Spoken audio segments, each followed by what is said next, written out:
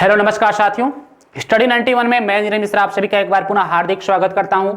आपको पता है कि हम लोग सुपर टेट यानी नाम रखा गया निश्चित तौर पर, लेकिन इसका मेन मकसद है सहायक अध्यापक भर्ती परीक्षा के एग्जाम के लिए हम आपके बीच में उपस्थित हुए हैं और उसके जो सामाजिक पर्यावरणीय अध्ययन है उस पर बात कर रहे हैं।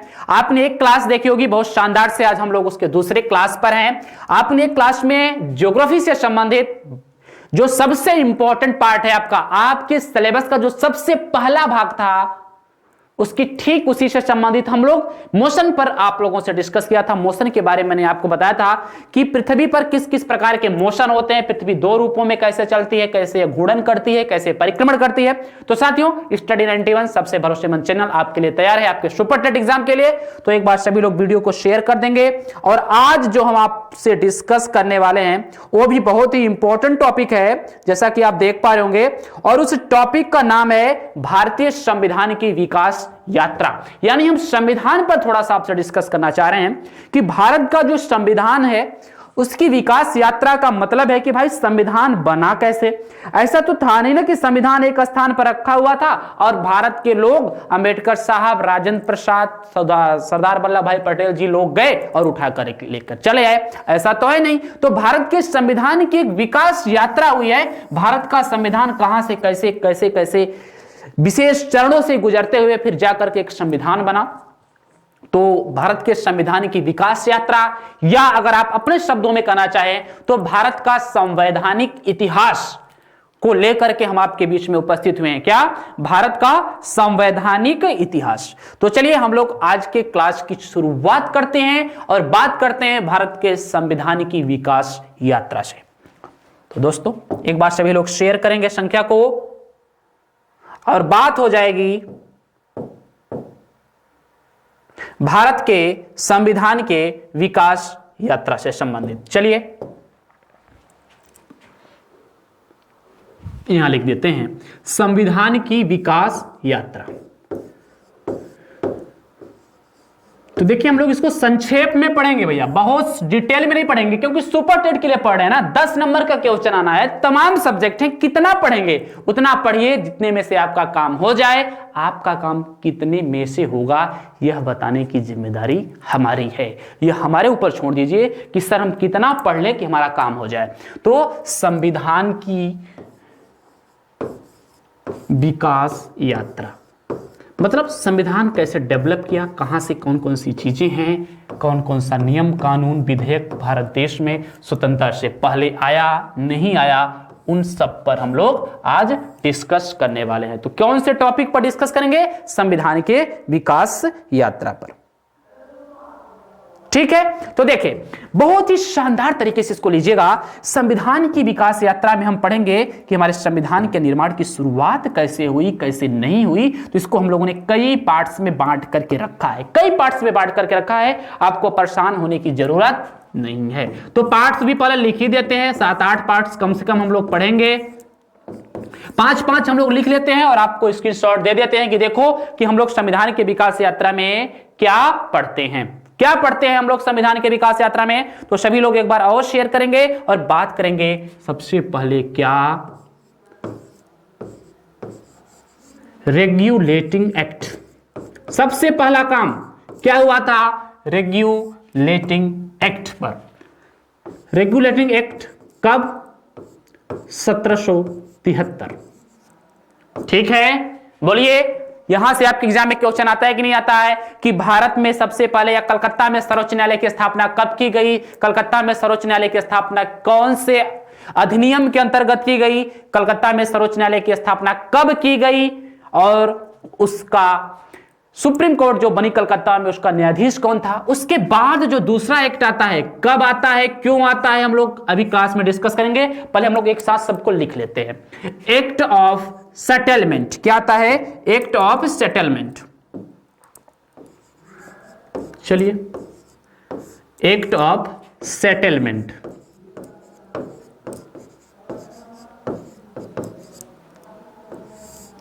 एक्ट ऑफ सेटलमेंट कब आता है भैया?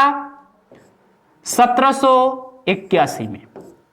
क्योंकि हम लोग विकास की बात कर रहे हैं ना, तो स्टेप बाय स्टेप आएगा। अब जल्दी से बताइए, एक्ट ऑफ सेटलमेंट के बाद क्या आया, जल्दी से बता दीजिए। तो आया पिट्स इंडिया एक्ट। एक क्या है, किसके कार्यकाल में आया, इसमें क्या है, इसको देखने के लिए क्लास में लास्ट तक बने रहे। Pitt's India act, Pitt's India act कब आया, तो कहेंगे सर यह आया 1784 में। पिट्स इंडिया एक्ट कब आया, 1784 में। ठीक है, उसके बाद हम लोग चार्टर अधिनियम की बात करेंगे। चार्टर अधिनियम की बात करेंगे। चार्टर अधिनियम लगातार आए, 4 बार आए मुख्य रूप से कहें तो, या 3 बार भी कह सकते हैं। 1793 का इंपॉर्टेंट नहीं है। चार्टर अधिनियम 1813 में आया, और एक 5वां पॉइंट, चार्टर अधिनियम देख लीजिएगा, हम लोग कितने चीजों को भारत के संविधान की विकास यात्रा में पढ़ते हैं। चार्टर अधिनियम 1833। नेक्स्ट 6वां चार्टर अधिनियम,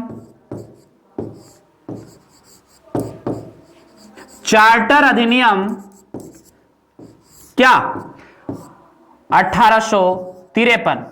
इसके बाद चार्टर अधिनियम हो जाता है समाप्त। चार्टर अधिनियम मुख्य रूप से 4 आए हैं, लेकिन 3 मैंने आपके सामने लिखा है। चलिए इसका स्क्रीनशॉट ले लीजिए आप लोग। अब हम लोग फिर पढ़ते हैं 7, 8 से और क्या क्या चीजें आई हैं। तो चलिए, क्या हो गया, चार्टर अधिनियम 1853 तक हो गया। आप लोग स्क्रीनशॉट अपने पास रखिए। चलिए नेक्स्ट 7वां पॉइंट नोट करते रहिए भैया। 7वां पॉइंट आया भारत शासन अधिनियम। भारत शासन अधिनियम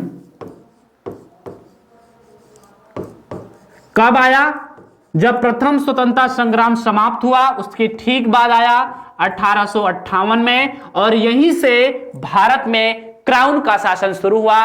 विक्टोरिया मतलब वहां के जो राजा थे या महाराजा थे, महारानी थी, उनका अप्रत्यक्ष रूप से शासन शुरू हुआ। फिर बात करेंगे 8वां पॉइंट, भारत परिषद अधिनियम। ये भारत शासन, भारत परिषद, क्यों अलग अलग शब्द यूज किए गए हैं, उन सब को मैं डिटेल में बताऊंगा जब इन सब के बारे में बताऊंगा तब। भारत परिषद अधिनियम,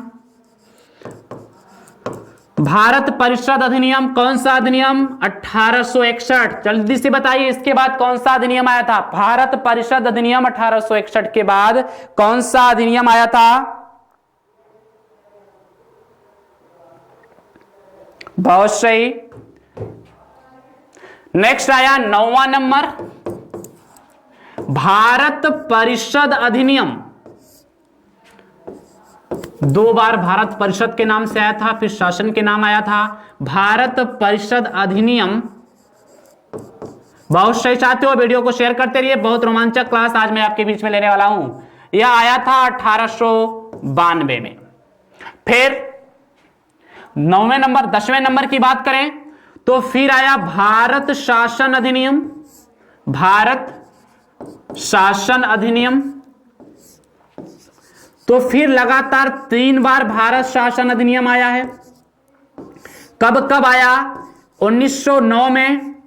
इसको मार्ले मिंटो सुधार भी कहते हैं, लिख लीजिएगा, क्या, मार्ले मिंटो सुधार।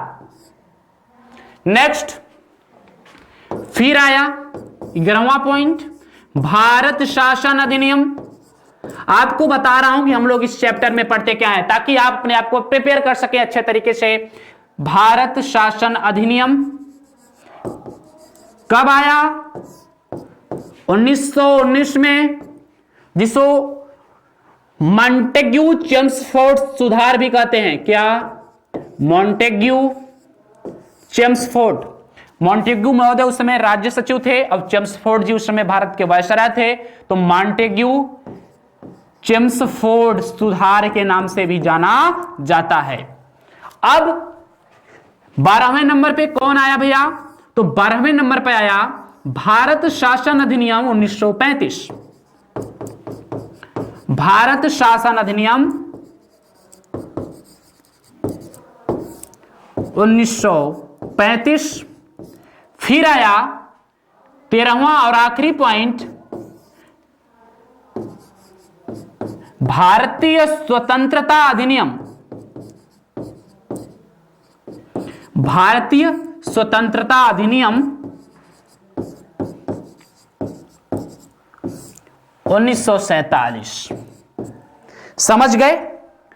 तो आप इसका भी स्क्रीनशॉट अपने पास रखिए और आपको ये बात पता हो गई होगी कि भारतीय स्वतंत्रता या कह दें तो भारत के संवैधानिक विकास में, भारत के संवैधानिक विकास में कौन कौन से अधिनियम आते हैं, यह आपके बीच में मैंने प्रस्तुत किया। ठीक है, तो अब देखिए मैंने क्या क्या बता दी, ये बता दिया, इसके पहले वाला जो भाग था वो भी बात मैंने आपको बता दी थी। Regulating act 1773, act of settlement 1781, Pitt's India act 1784, charter अधिनियम 1813, 1833, 1853 और नेक्स्ट मैंने क्या बता दिया कि भारत शासन अधिनियम 1858, 1861, भारत परिषद 92, भारत शासन 1909 मार्ले मिंटो सुधार, भारत शासन अधिनियम 1919 मॉन्टेगू चेम्सफोर्ड सुधार, भारत शासन अधिनियम 1935 और भारत स्वतंत्रता अधिनियम 1947। यह आपके भारत के संविधान की विकास यात्रा है। तो चलिए हम लोग शुरू करेंगे सबसे पहले वाले भाग से। सबसे पहला पॉइंट क्या था, अभी अभी जो सिलेबस मतलब जो पार्ट्स आपने लिखे, अगर आपको याद हो तो सबसे पहला पार्ट इसमें क्या था, तो आप कहेंगे था रेगुलेटिंग एक्ट। क्या था? Regulating act. रेगुलेटिंग का मतलब रेगुलेट करने से है, दिशा निर्देश देने से है। यही इंग्लिश का शब्द है, इसका हिंदी वर्जन मैं आपको नहीं बता पाऊंगा। Regulating act 1773। देखिए हुआ क्या कि भारत देश में अंग्रेजी कंपनी व्यापार करने के लिए आई थी, लेकिन धीरे धीरे ऐसा षड्यंत्र हुआ, ऐसी कहानी बनी, या कहें कि ऐसा उनको दशा मिल गया, ऐसा स्वरूप मिल गया कि वो एक व्यापारिक कंपनी धीरे धीरे राजनीति में कूदना शुरू कर दी, धीरे धीरे देश के शासन व्यवस्था में अपना अधिकार जमाना शुरू की। 1757 में प्लासी का युद्ध हो चुका था, बक्सर का भी युद्ध हो चुका था 63-64 में। तो धीरे धीरे अंग्रेज क्या थी और भारत से मुगल काल का अंत हो चुका था 1757 के बाद। तो जो व्यापारिक कंपनी आई थी वो धीरे धीरे राजनीतिक मूड लेना शुरू हुई और 1773 में पहली बार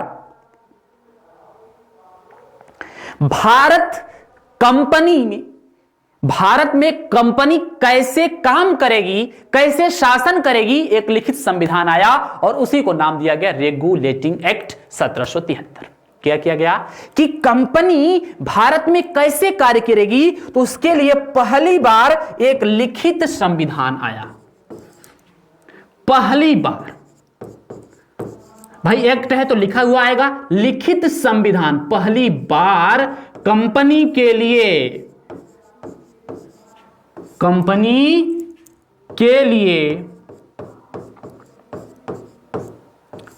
एक लिखित संविधान आया। समझ गए? कब आया? 1773 में। और इसमें यही काम नहीं हुआ, और अच्छे अच्छे काम हुए भैया। और इस समय गवर्नर कौन था, ये भी क्वेश्चन पूछेगा, तो आपको पता होना चाहिए, क्योंकि हम लोग सुपर चैट के लिए पढ़ रहे हैं तो सामान्य सी जानकारी पूछा जाता है। तो बताइए 1773 के रेगुलेटिंग एक्ट के तहत गवर्नर कौन था, जल्दी से बताइए।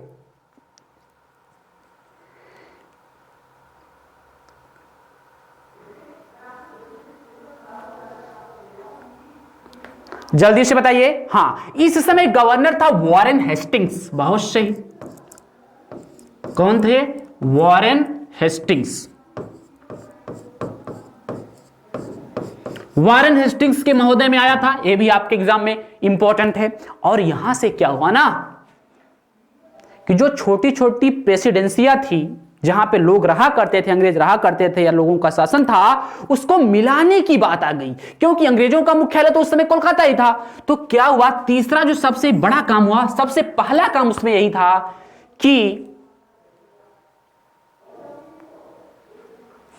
कलकत्ता प्रेसिडेंसी के अंतर्गत मुंबई तथा मद्रास को शामिल कर दिया गया। क्या मुंबई तथा मद्रास को कलकत्ता प्रेसिडेंसी के अंतर्गत शामिल कर दिया गया? चलिए भैया, यानी अब बढ़ना शुरू हो गया मुंबई तथा मद्रास प्रेसिडेंसी को, क्योंकि अभी तक तो अलग कार्य कर रहे थे, लेकिन मुंबई तथा मद्रास प्रेसिडेंसी को क्या किया गया? अब कलकत्ता प्रेसिडेंसी में शामिल कर दिया गया। क्या कर दिया गया? कलकत्ता प्रेसिडेंसी में शामिल कर दिया गया। और पहली बार इसके संचालन के लिए एक परिषद के रूप में सरकार का गठन किया गया। किसके रूप में? परिषद के रूप में सरकार का गठन किया गया। परिषद के रूप में, परिषद के रूप में सरकार का गठन किया गया। मतलब समझ में आ रहा है? परिषद के रूप में सरकार का गठन का मतलब क्या है? एक तो होगा गवर्नर जनरल। कौन होगा? गवर्नर जनरल होगा, और प्लस 4 सदस्य और होंगे। गवर्नर जनरल के साथ 4 सदस्यीय परिषद का गठन किया गया इस पर शासन करने के लिए। ओके, अच्छा, इस नियम में, इस एक्ट में बंगाल की गवर्नर जनरल को, क्या इस एक्ट में क्या किया गया? जल्दी से बताइए, इस एक्ट में क्या किया गया?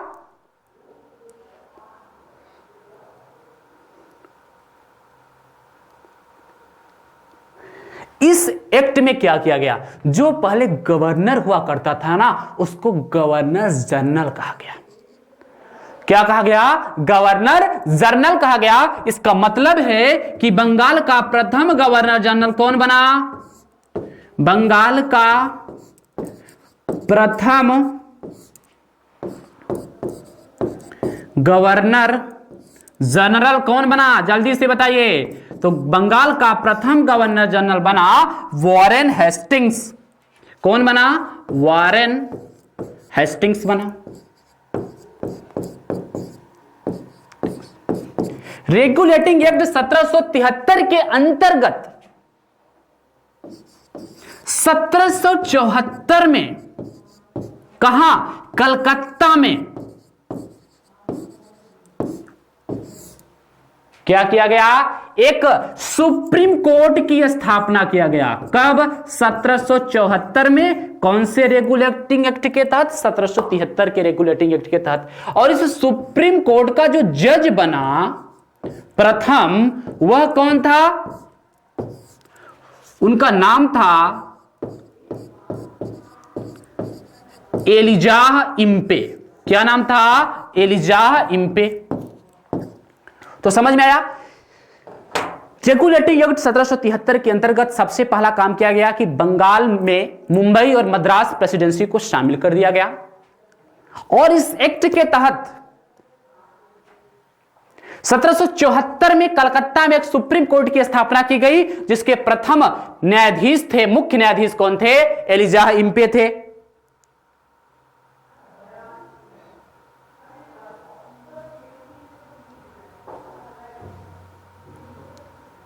ठीक है। और बंगाल के गवर्नर जनरल को भारत का गवर्नर जनरल कहा गया। माफ कीजिएगा, बंगाल का गवर्नर गवर्नर जनरल कहा गया। और इसलिए बंगाल का प्रथम गवर्नर जनरल किसे माना गया? वॉरेन हेस्टिंग्स को माना गया।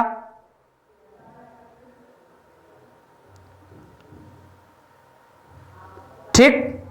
और एक काम और हुआ, जो कंपनी के कर्मचारी थे, कंपनी के कर्मचारियों पर निजी व्यापार पर रोक लगा दी गई। हां, अब वो निजी व्यापार पर रोक लगा दी गई। क्या भैया? कि अब वो अपना निजी व्यापार नहीं कर सकते थे। साथ ही साथ कंपनी का कोई भी व्यक्ति रिश्वत नहीं मांग सकता था या रिश्वत नहीं ले सकता था। रिश्वत नहीं ले सकता था। यह मुख्य रूप से रेगुलेटिंग एक्ट 1773 में यह कार्य किए गए। आपके सामने है, आप देख लीजिए कि पहली बार कंपनी के लिए एक लिखित संविधान आया। उस समय गवर्नर कौन था? Warren Hastings. लेकिन इसमें बंगाल के गवर्नर को गवर्नर जनरल कहा गया, इसलिए बंगाल का प्रथम गवर्नर जनरल वॉरेन हेस्टिंग्स हुआ और बंगाल के अंदर मुंबई तथा मद्रास प्रेसिडेंसी को शामिल किया गया और प्रेसिडेंसी का विकास हुआ, बड़ा विकास हुआ, जिसमें एक परिषद थी इस पर कार्यभार करने के लिए। तो उसमें एक गवर्नर जनरल और 4 सदस्यों वाली परिषद थी जो संपूर्ण कार्यभार करता था। और रेगुलेटिंग एक्ट 1773 के ही अंतर्गत कलकत्ता में 1774 में एक सुप्रीम कोर्ट की स्थापना किया गया, जिसके प्रथम न्यायाधीश थे क्या? Elijah Impey. और निजी व्यापार पर भी रोक लगा दिया गया और रिश्वत लेने पर भी मनाही कर दी गई। तो एक बार आप लोग इसका स्क्रीनशॉट अपने पास रखिए। अब हम लोग बात करेंगे एक्ट ऑफ सेटलमेंट के बारे में।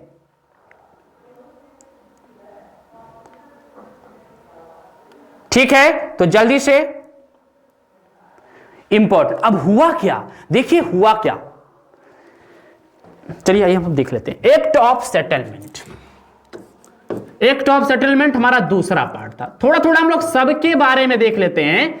एक्ट ऑफ का नहीं भैया, हिंदी क्या लिखा जा रहे हो? Act of settlement. तो एक्ट ऑफ सेटलमेंट कब आया? अभी मैंने आपको बताया था, जल्दी से बताएंगे सभी लोग। एक्ट ऑफ सेटलमेंट कब आया? 1781 में। अगर आप इसको समझने का प्रयास करें तो सेटल करने के लिए आया था। किसके लिए आया था? सेटल करने के लिए।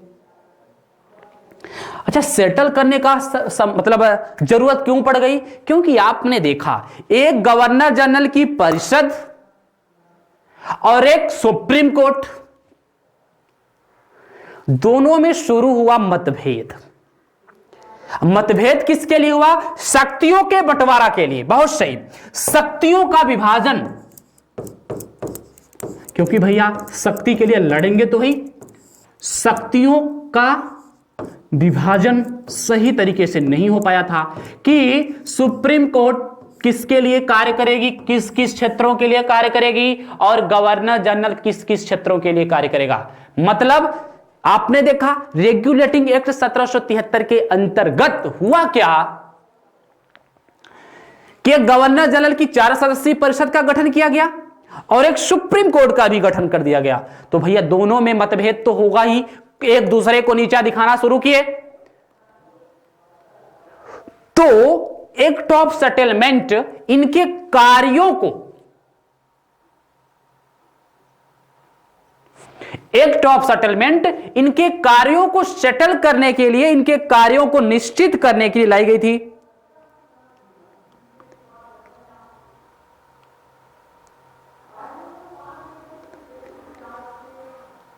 मेरी बात समझ रहे ना?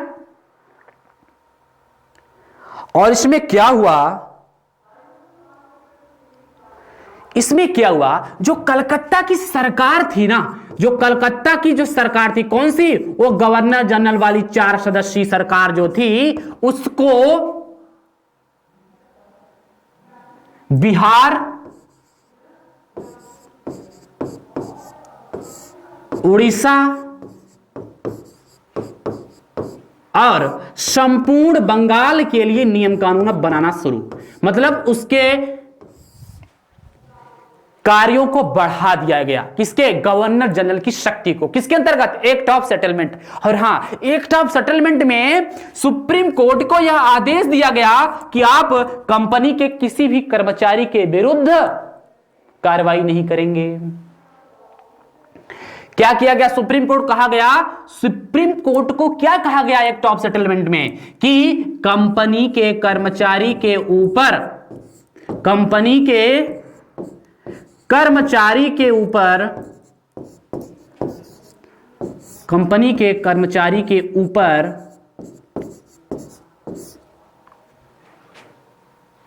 ऊपर नहीं कर सकते, कंपनी के कर्मचारी के विरुद्ध, कंपनी के कर्मचारी के विरुद्ध कार्यवाही पर रोक लगा दी गई। कौन नहीं कर सकता? सुप्रीम कोर्ट नहीं कर सकता था। कंपनी के कर्मचारी के विरुद्ध कार्यवाही पर रोक लगा दी गई। देखिए इसीलिए क्या था ना कि ये लोग आपस में लड़ रहे थे।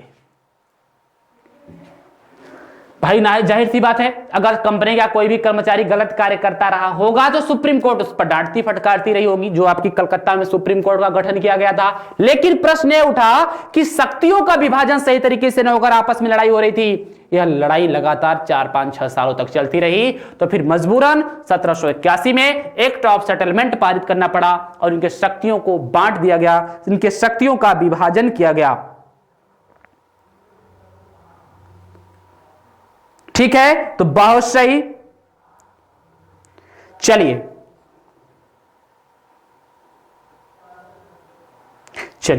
अब हम लोग बात करेंगे Pitt's India act. Pitt's India act. अच्छा, पिट्स इंडिया एक्ट कब आया था? तो मैंने आपको बताया था कब, 1784 में। पिट्स इंडिया एक्ट आया था कब भैया? 1784 में। अच्छा, ये जो पिट्स इंडिया एक्ट है, इसका नाम पिट्स इंडिया एक्ट कैसे पड़ा? इस नियम को भारत के लिए बनाया था ब्रिटेन के तत्कालिक प्रधानमंत्री विलियम पिट ने। ब्रिटेन के तत्कालिक प्रधानमंत्री किसने बनाया था? उनका नाम क्या था? तो उनका नाम था विलियम पिट। और विलियम पिट मतलब पिट्स का, पिट्स मतलब पिट एपोस्ट्रोफी ऐसा होता है ना, तो पिट्स का भारत नियम। तो विलियम पिट ने नियम बनाया, उसमें यह कार्य किया गया कि यार जो दो काम हैं, कंपनियां दो रूपों में भारत में कार्य कर रही हैं। पहला व्यापारिक के रूप में, और दूसरा शासन कर भी रही है। तो इन्होंने क्या किया कि इन दोनों को अलग अलग भागों में बांट दिया। मतलब भागों में बांटने का मतलब व्यापार पर नियंत्रण स्थापित करने के लिए एक नया गठन बनाया और शासन पर नियंत्रण स्थापित करने के लिए एक नया मंडल बनाया। देखिए, व्यापारिक मामलों के लिए ना एक निदेशक मंडल बनाया। व्यापारिक मामलों के देखरेख के लिए एक निदेशक मंडल बनाया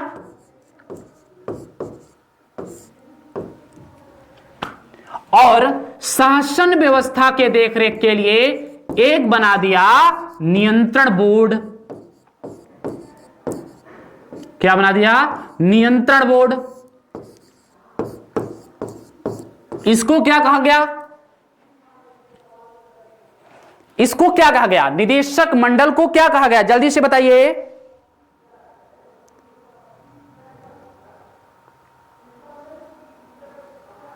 जल्दी से बताइए, जल्दी से बताइए। निदेशक मंडल को क्या कहा गया? Court of directors. निदेशक मंडल को क्या कहा गया? Court of directors.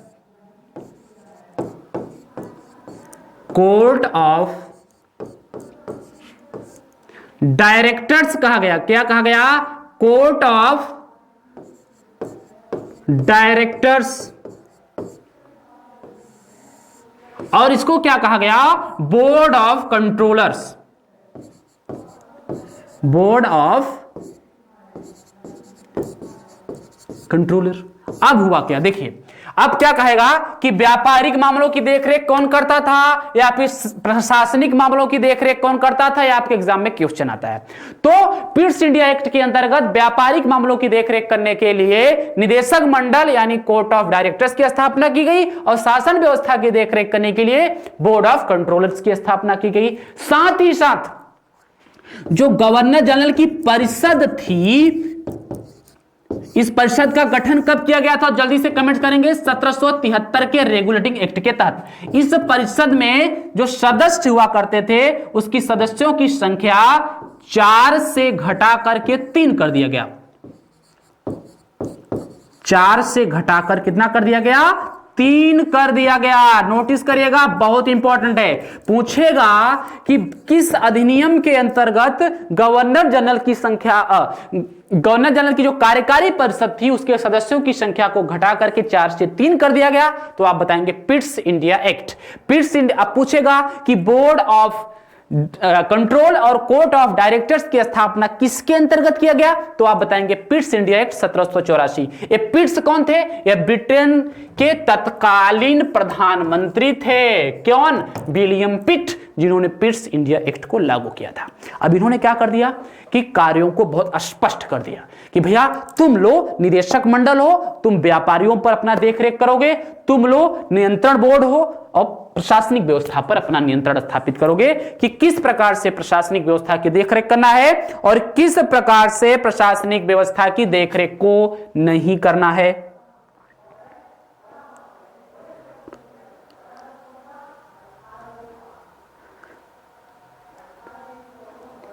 मेरी बात समझ में आ रही है? तो आप लोग इसका स्क्रीनशॉट ले लीजिए, इसका आप लोग स्क्रीनशॉट ले लीजिए और बहुत ही इंपॉर्टेंट है। चलिए चलिए भैया, अब हम लोग बात करेंगे इंपॉर्टेंट चौथा पार्ट। क्या है चौथा पार्ट? तो कह दीजिए चार्टर अधिनियम 1813। चार्टर अधिनियम 1813 सबसे इंपॉर्टेंट कार्य। यहां पर कंपनी के भारत के साथ व्यापारिक एकाधिकार को समाप्त कर दिया गया। कंपनी का भारत के साथ व्यापारिक एकाधिकार समाप्त कर दिया गया। पूछेगा कंपनी का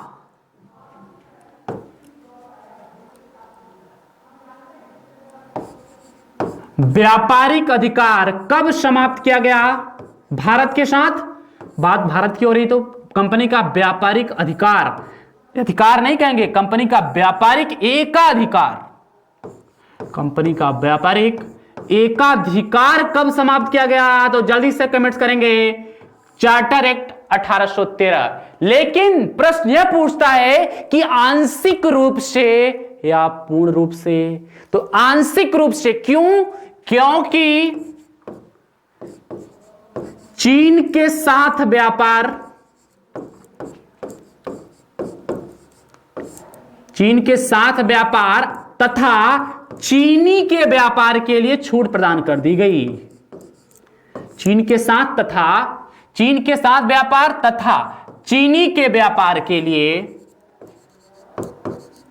चीनी के व्यापार के लिए छूट प्रदान की गई। तो अब तो कह देंगे ना कि कंपनी के व्यापारिक अधिकार को कितना समाप्त किया गया था? आंशिक तौर पर भैया। क्यों? क्योंकि वह चीन के साथ व्यापार कर सकता था और कंपनी चाहे चीन के साथ और चीनी का भी व्यापार कर सकती थी। हां, चार्टर एक्ट 1813 में पहली बार ईसाई मिशनरियों को भारत में प्रचार की आजादी मिली। यह इंपॉर्टेंट है। क्या? ईसाई मिशनरियों को,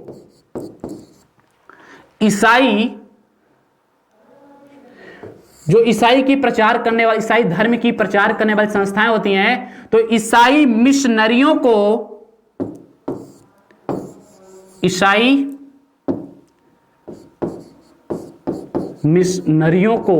भारत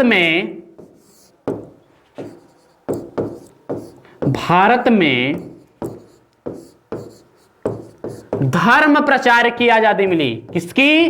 धर्म प्रचार की आजादी। बहुत इंपॉर्टेंट है कि आपसे कई बार पूछा गया क्वेश्चन एवं एग्जामों में, आपके सुपरटेट में भी पूछा जा चुका है, पूछा जा सकता है कि किस मिशनरी, थोड़ा गड़बड़ है, पूछेगा कि किस अधिनियम के अंतर्गत ईसाई मिशनरियों को भारत में प्रचार करने की आजादी मिली, तो आप बताएंगे।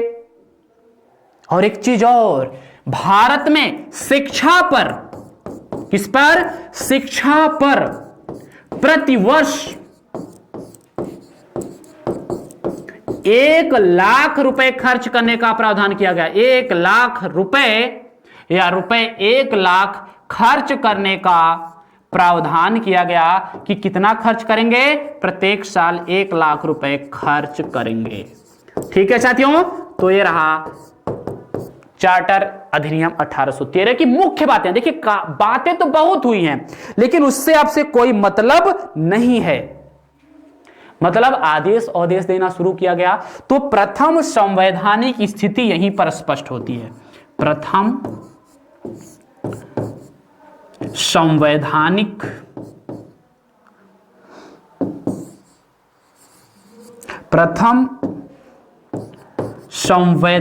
स्थिति, प्रथम संवैधानिक स्थिति स्पष्ट होती है। कहां पर स्पष्ट होती है? चार्टर एक्ट 1813 के द्वारा।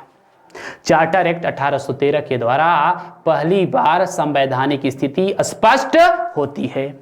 अब चलिए हम लोग थोड़ा सा और एक अधिनियम पढ़ लेते हैं, और उस अधिनियम का नाम है चार्टर एक्ट 1833।